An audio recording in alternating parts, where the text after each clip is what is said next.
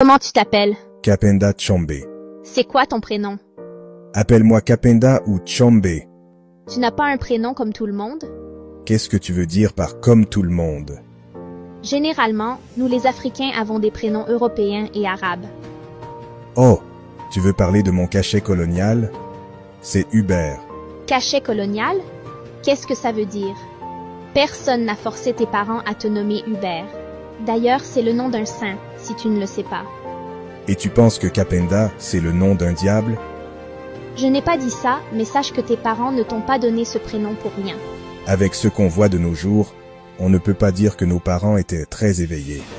Je pense que ceux sont des prénoms d'aliénation, des cachets coloniaux, comme à l'époque de l'esclavage. Mais pourquoi tu dis ça? Moi, j'aime bien ces prénoms. Quel parent conscient donnerait des noms de ceux qui ont massacré ses ancêtres à ses enfants? C'est juste de l'aliénation selon moi. À suivre. Si les Européens et les Arabes n'avaient pas gagné des guerres en Afrique, la majorité des Africains porteraient encore fièrement leurs noms et prénoms africains. Donc, si c'était la Chine qui avait colonisé l'Afrique, les Africains auraient des prénoms comme Maïlin, Wang, Tao, Yi, Sichua, etc. Accepter les prénoms d'aliénation, c'est accepter la défaite, c'est accepter la soumission, c'est accepter de s'effacer, de s'assimiler. C'est accepter de disparaître pour devenir européen ou arabe.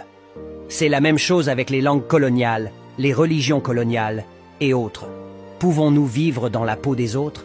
Si vous arrivez un jour en Europe et découvrez que les Européens s'appellent Keïta, Tidiane, Cheikh, Dika, Samba, Maleka, Bintou, Kashka, etc.